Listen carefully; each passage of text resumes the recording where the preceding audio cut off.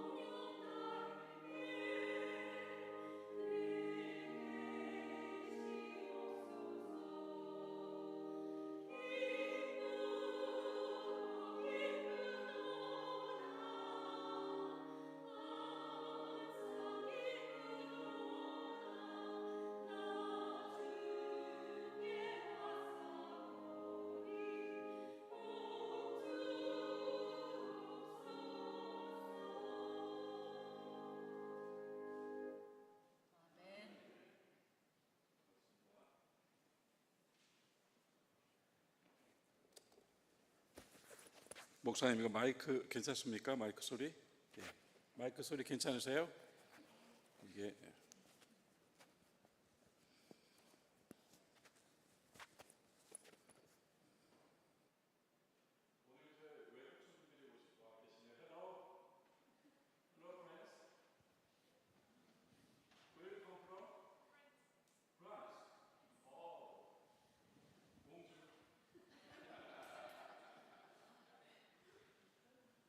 We are now just Korean worship service. Is that okay? Okay.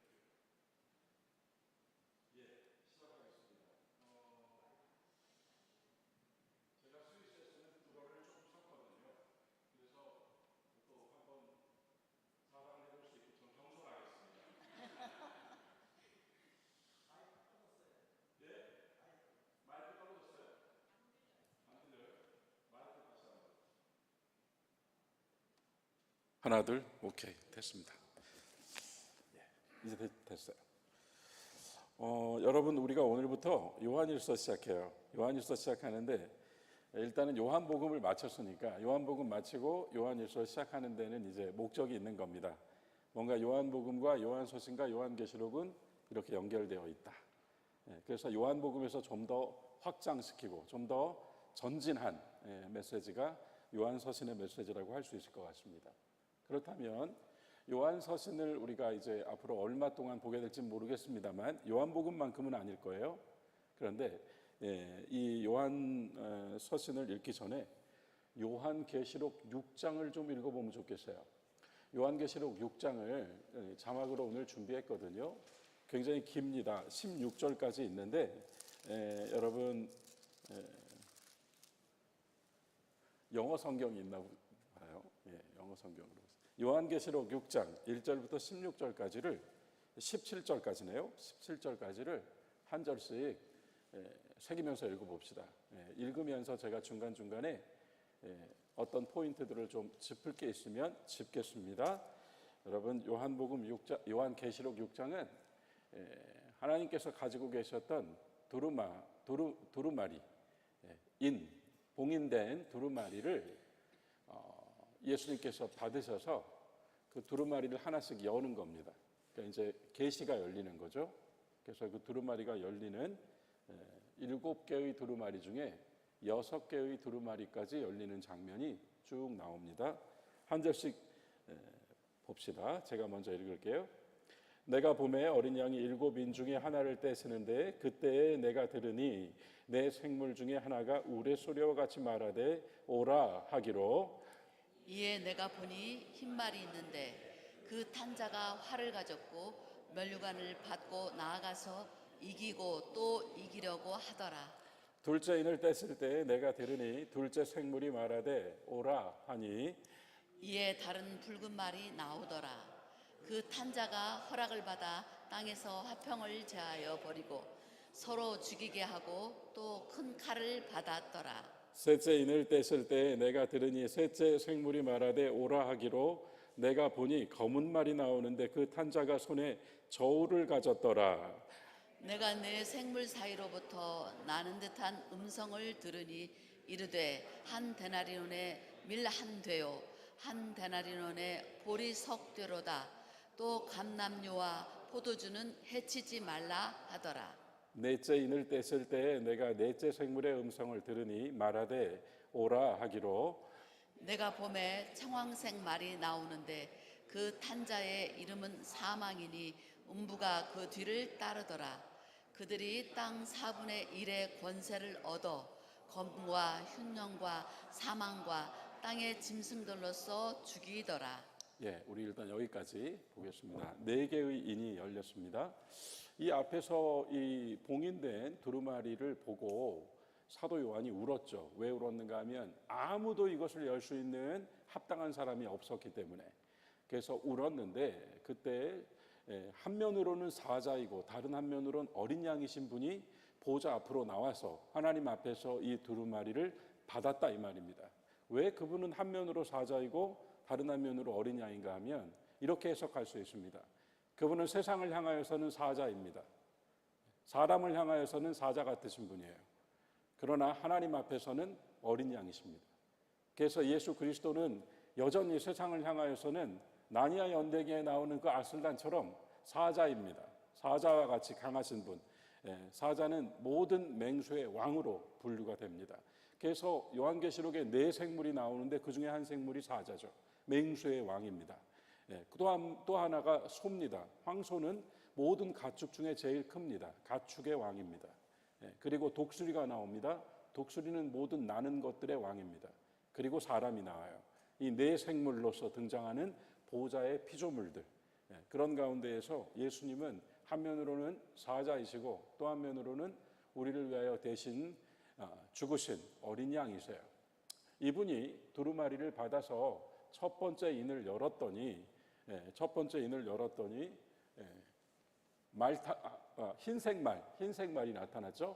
흰색 말이 나타나고 그 흰색 말을 탄 사람이 들고 있었던 게 있습니다. 그는 활을 들고 있었고 면류관을 받아들었으며 이기고 또 이겼다. 이 흰색 말의 상징은 무엇일까요? 당연히 이 흰색 말의 상징은 복음이고 예수 그리스도라고 정리할 수 있습니다. 그분은 활을 들고 있어요. 그러나 놀랍게도 여러분, 화살이 없습니다. 왜 화살이 없을까요? 이미 쐈거든요. 누구에게? 사탄에게. 그래서 활만 들고 있습니다. 또한 동시에 그분은 이기셨기 때문에 면류관을 쓰고 계세요. 왕의 권한을 받으셨습니다. 그리고 그분은 다시 또 이기러 나갑니다. 그래서 백마의 상징은 예수 그리스도이고 복음입니다. 두 번째 인을 열었을 때 이번에는 붉은색 말이 나타났죠. 붉은색 말에 타고 있던 사람은 뭘 갖고 있었는가 하면 그는 허락받은 것을 가지고 있습니다. 어떤 허락을 받았는가? 화평을 깨트리는 허락을 받았습니다. 화평을 깨트리는 허락을 받았고 그리고 서로 죽이게 하는 허락을 받았습니다. 잔인한 허락이죠. 서로 죽인다라고 하는 말은 풀어서 우리가 서로 죽인다고 하지만 이 말은 한마디로 이긴 자가 없는 겁니다. 이것은 싸움의 양측이 모두 함께 파멸하고 그리고 소멸되고 죽은 것입니다.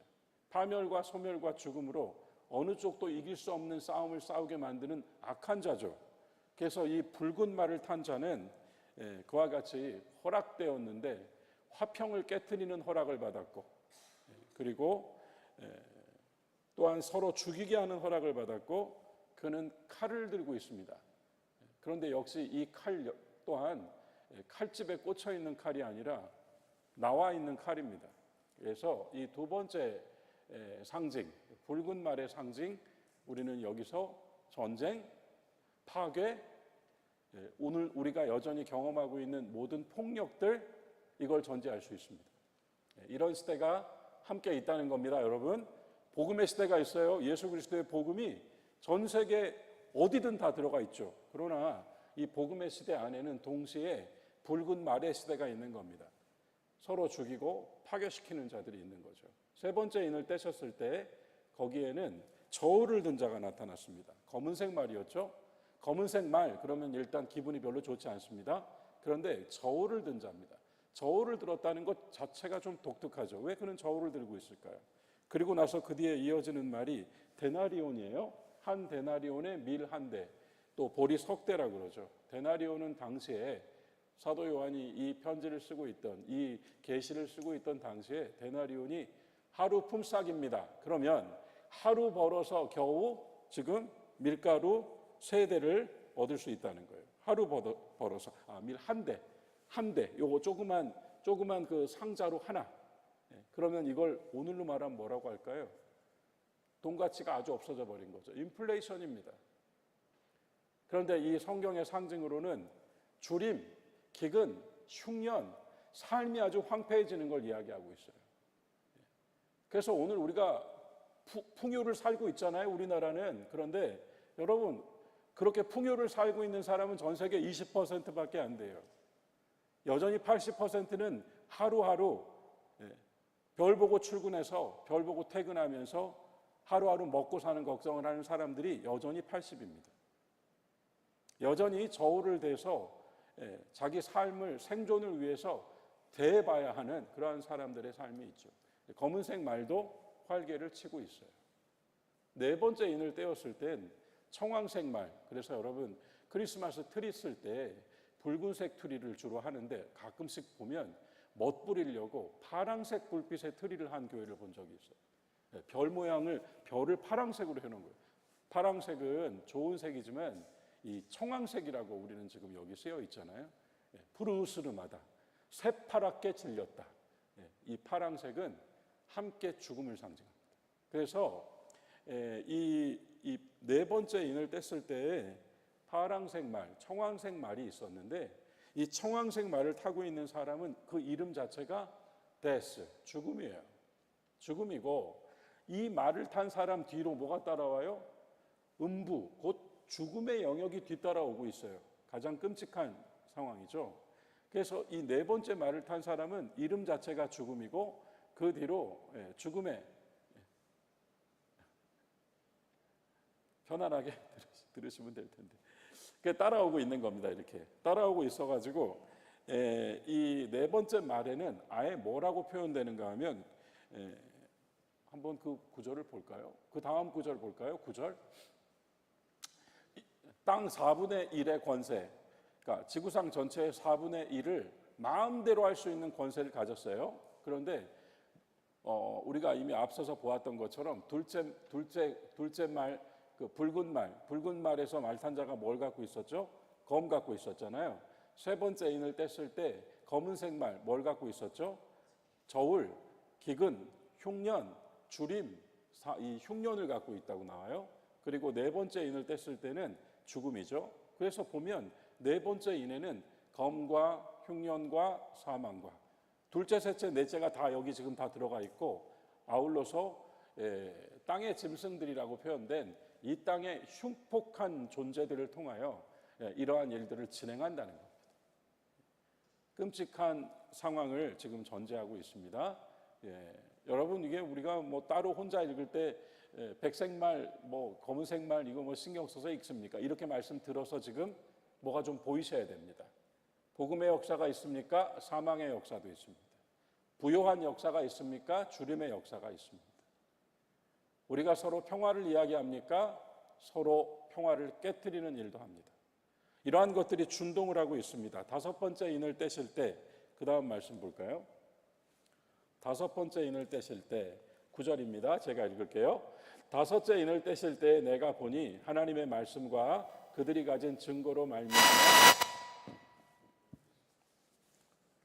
오늘 이상하게 방해가 많네요. 다섯 번째 인을 떼실 때 내가 보니 하나님의 말씀과 그들이 가진 증거로 말미암아 죽임을 당한 영혼들이 제단 아래에 있어. 여러분 큰 소리로 불러 이르되 거룩하고 참되신 대주제여 땅에 거하는 자들을 심판하여 우리 비를 갚아주지 아니하시기를 어느 때까지 하시려 하나이까 하니. 뭔가 억울한 분들이죠. 이분들 지금 이분들 억울한 분들이에요. 다섯 번째 인을 떼니까 억울한 영혼들이 소리를 내기 시작했습니다. 여기 있는 이 억울한 이 영혼들에 대해서는 이렇게 해석할 수 있을 것 같아요. 역사 일에 셀 수 없이 희생된 수많은 순교자들과 예수 그리스도 의를 위하여 살다가 자기를 내놓아야 했던 모든 영혼들이 제단 아래에서 이렇게 소리를 내게 됩니다. 그러자 하나님께서 말씀하시죠. 11절 각각 그들에게 흰 두루마기를 주시며 이르시되 아직 잠시 동안 시대에 그들의 동무 종들과 형제들도 자기처럼 죽임을 당하여 그 수가 차기까지 하라 하시더라. 여러분 여기까지만 볼게요. 일단 11절 조금 집중력이 떨어졌어요. 오늘 우리 모두가 조금만 더 집중해 주세요. 11절에서 이 다섯 번째 인을 뗐을 때는 순교자들의 영혼이 하나님을 향하여 부르짖었어요. 부르짖었더니 하나님께서 뭐라고 얘기를 하시는가 하면 아직은 조금 더 쉬어라 그럽니다. 여러분 믿음의 선배들은 어디 계세요? 쉬고 계시죠. 조금 더 쉬어라.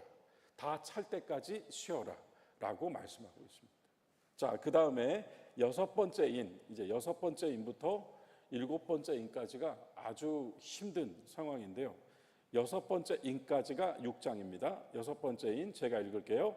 12절 내가 보니 여섯째 인을 뗐을 때에 큰 지진이 나며 해가 검은 털로 짠 상복같이 검어지고 달은 온통 피같이 되며 하늘의 별들이 무화과 나무가 대풍에 흔들려 설익은 열매가 떨어지는 것 같이 땅에 떨어지며 하늘은 두루마리가 말리는 것 같이 떠나가고 각 산과 섬이 제자리에서 옮겨지매 땅의 임금들과 왕족들과 장군들과 부자들과 강한 자들과 모든 종과 자유인이 불과 산들의 바위 틈에 숨어 산들과 바위에게 말하되 우리 위에 떨어져 보좌에 앉으신 이의 얼굴에서와 그 어린 양의 진노에서 우리를 가리라. 그들의 진노의 큰 날이 이르렀으니 누가 능히 서리요 하더라. 그래서 실질적으로 여섯째 인이 열렸을 때 주님께서 여섯째 인을 여셨을 때 이제 이 땅에 직접적인 상황 변화가 이루어집니다. 그러나 그것은 아주 급변하는 거죠. 하늘의 해가 검어지고 달이 붉어지고 별들이 떨어지고 우리가 이 상징의 언어라고 우리가 혹 이야기한다 할지라도 굉장한 장면이 지금 연출되고 있습니다. 그런 속에서 왕들과 귀족들과 그리고 장군들과 부자들이, 강한 자들이, 종들이, 자유인이 왜 이렇게 열거됐을까요? 일단은요, 어떤 계층을 말할 때 성경이 주로 이렇게 씁니다. 왕들과 귀족들과 장군들과 부자들, 이런 표현을 사용해요. 그런데 그 뒤에 종과 자유인이 함께 나왔습니다. 한마디로 말하면 6번째 인이 떼진 것 같은 이런 상황 속에서는 인간 사회에 존재하던 계층이나 높고 낮음 같은 거 다 소용 없어진다는 겁니다. 전부 없어진다는 거예요. 그냥 다 살기 위해 몸부림치는 인간들만 있습니다. 그런데 이들이 너무나 힘드니까 뭐라 그러는가 하면, 바위야 차라리 우리 위로 떨어져라.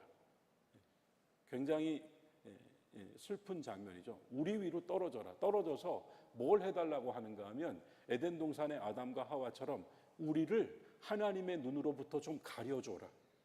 우리를 좀 가려줘라. 두 번째, 이와 같은 상황에서 누가 그분 앞에 설 수 있을까? 이게 6째 인에서 나오는 장면입니다. 그래서 하나님의 진노의 심판이랄까요? 종말론의 어떤 그런 메시지 속에 먼저 사람이 각성을 해요. 먼저 사람의 양심이 이야기를 합니다. 하나님이 우레와 같은 소리를 바라시기도 전에 인간이 먼저 자기 소리를 속에서 내놓아요. 뭐라고 내놔요? 우리를 제발 좀 가려줘. 누가 저분 앞에 설 수 있겠니? 이렇게 이야기를 합니다. 그래서 첫째인, 둘째인, 셋째인, 넷째인, 다섯째인, 여섯째인까지 7째인은 오늘 하지 않겠습니다. 요한계시록 14장 12절 말씀을 또 찾아볼까요? 요한계시록 14장 12절 말씀 한 절입니다.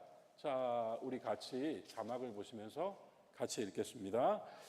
성도들의 인내가 여기 있나니 그들은 하나님의 계명과 예수에 대한 믿음을 지키는 자니라. 사실 오늘은 이 구절을 가지고 집에 가자는 겁니다.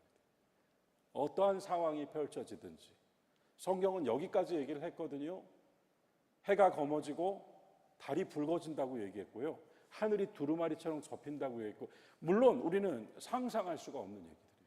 그런데 이러한 이야기들까지 모두 해주면서 아주 살아있는 교훈, 경계를 우리에게 줍니다. 그 경계가 뭐예요?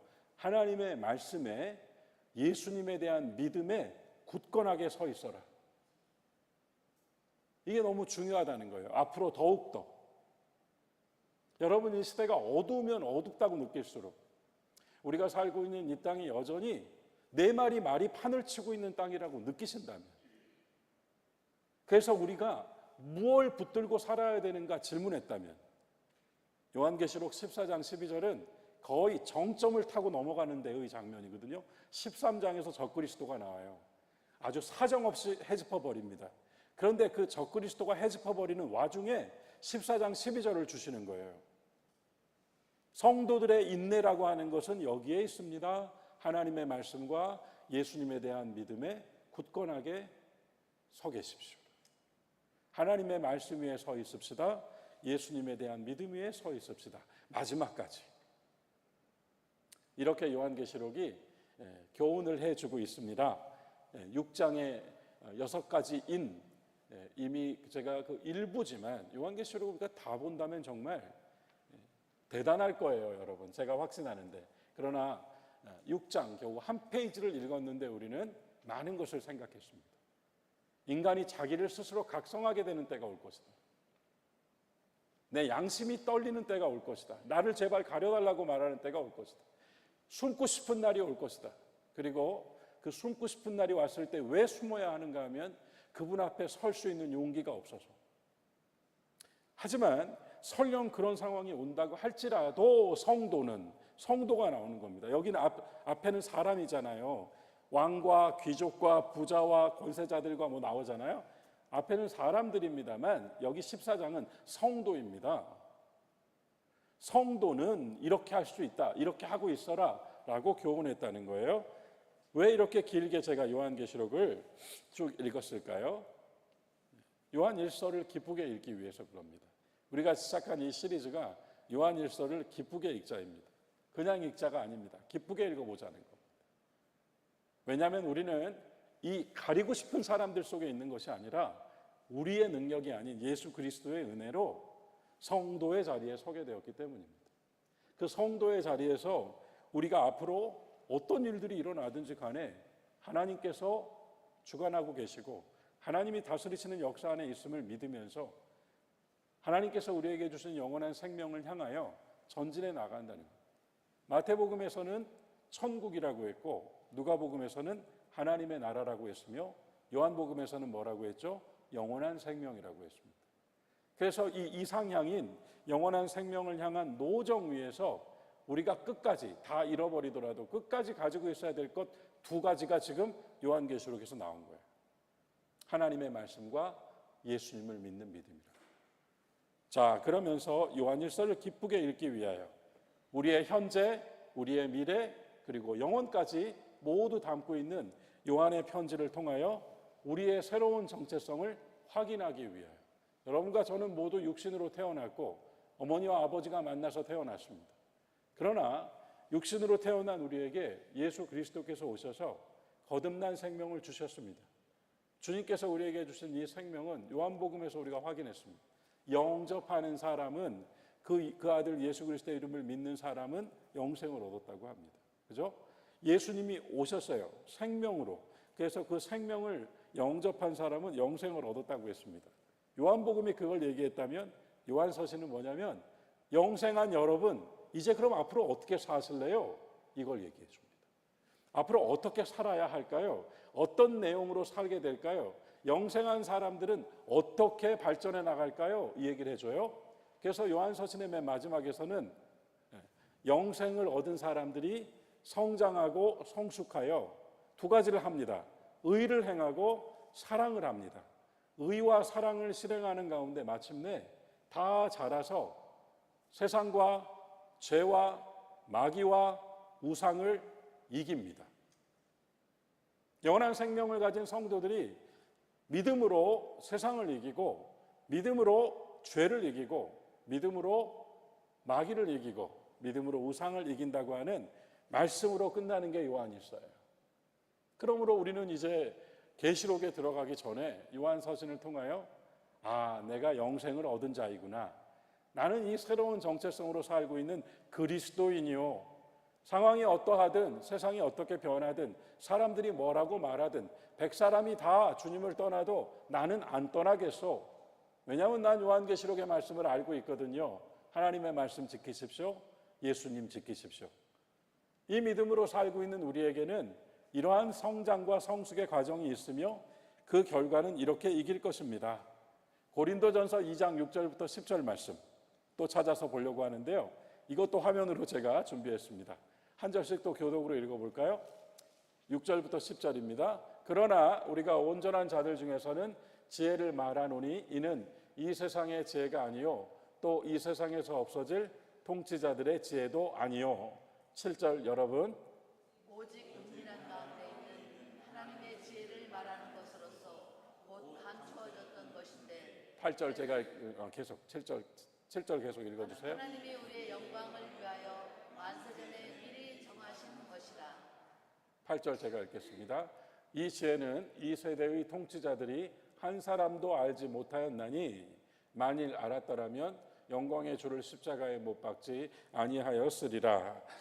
기록된 바 하나님이 자기를 사랑하는 자들을 위하여 예비하신 모든 것은 눈으로 보지 못하고 귀로 듣지 못하고 사람의 마음으로 생각하지도 못하였도다 함과 같으니라. 함께 읽읍시다. 오직 하나님의 성령으로 이것을 우리에게 보이셨으니 성령은 모든 것 곧 하나님의 깊은 것까지도 통달하시느니라. 저 여기서 이 2장 9절 말씀 여러분들께서 더 많이 사랑해 주시면 좋겠어요. 얼마나 위대한 축복이에요.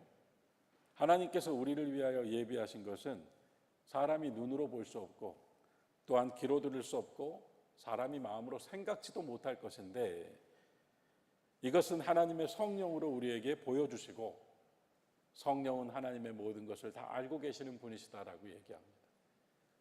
하나님을 사랑하는 자들에게 하나님을 사랑하는 자들에게 예비하신 것. 우리가 이런 축복을 가지고 하나님의 사람들이 되어 하나님의 자녀들이 되어 서 있다 이것입니다. 어디까지인지 모를 하나님의 축복을 기대하고 그 은총을 바라면서요.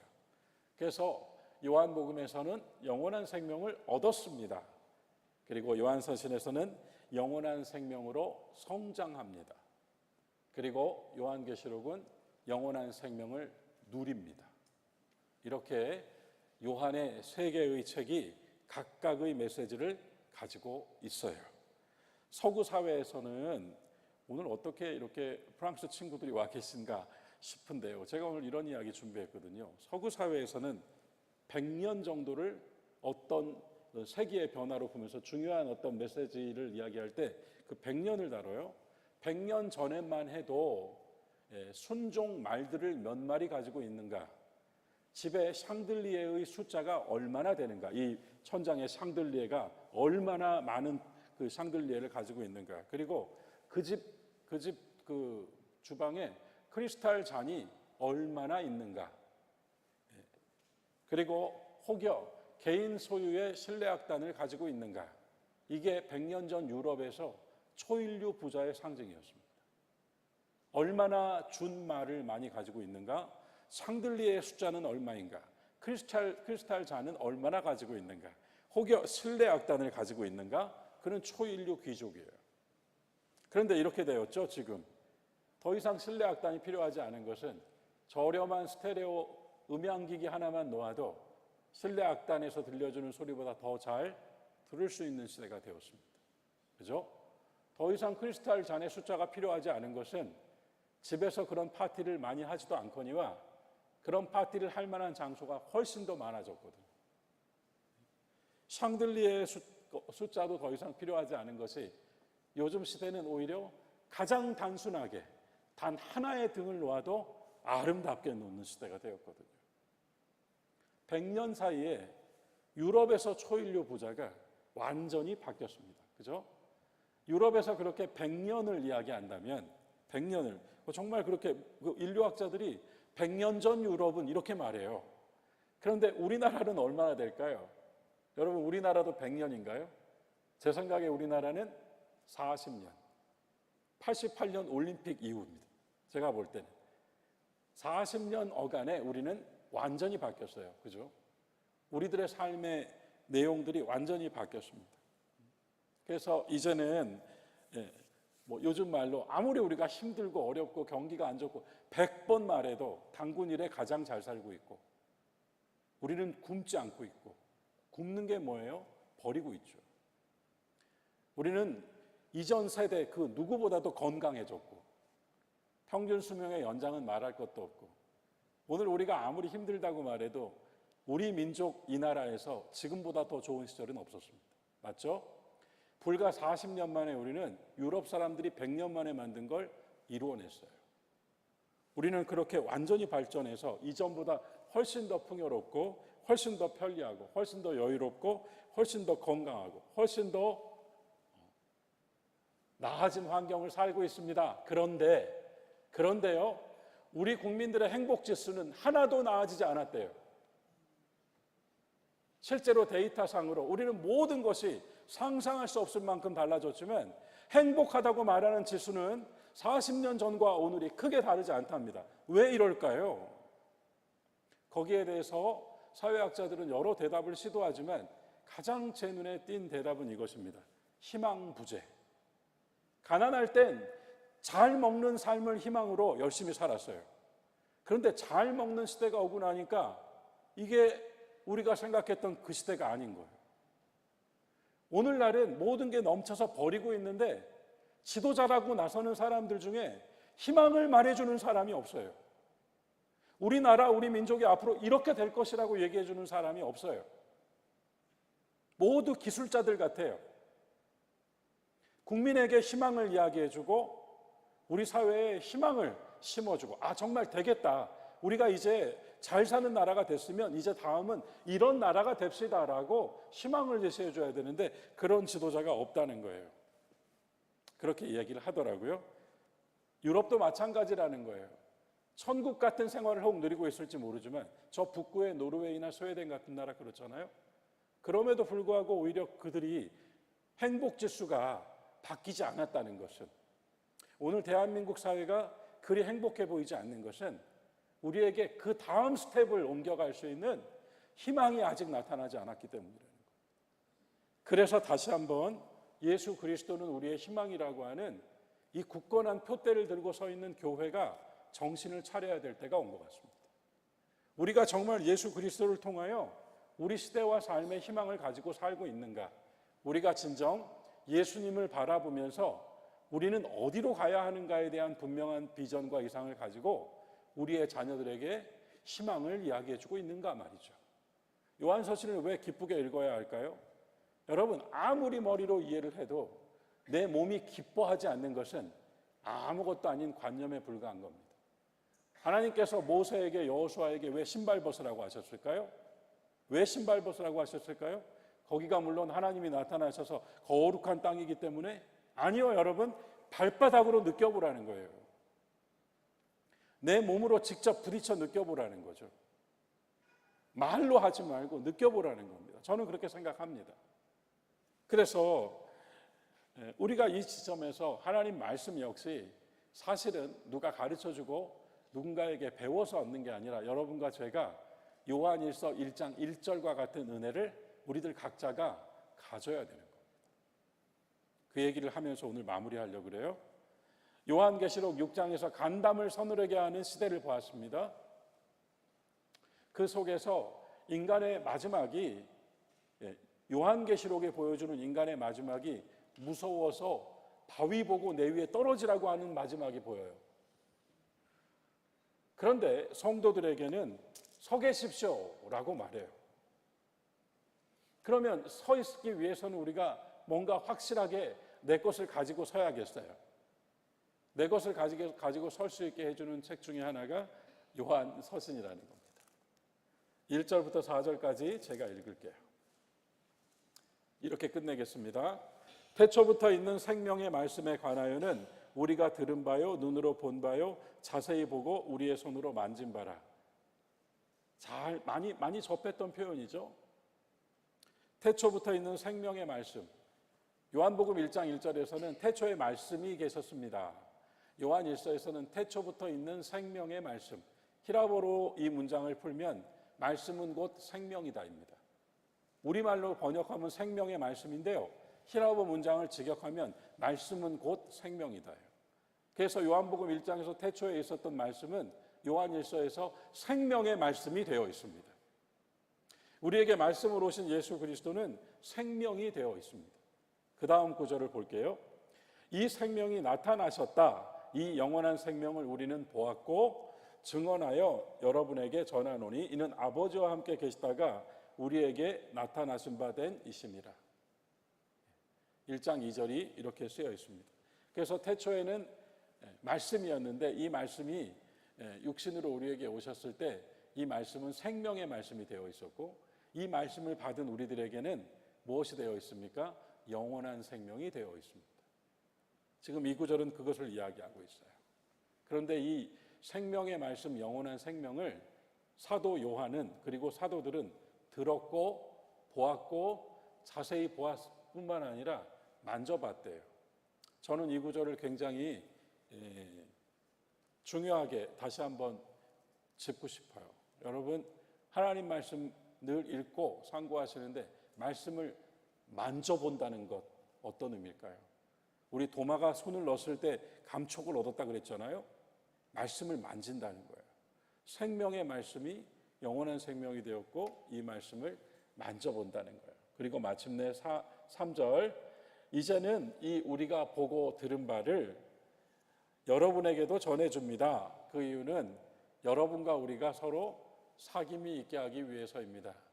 이제는 사도만 그 기쁨을 맛보는 게 아니라 여러분들도 이 기쁨을 알게 해주고 싶어서 지금 이 편지를 쓰는 것입니다. 목적이 담겨 있어요. 4절 같이 읽읍시다.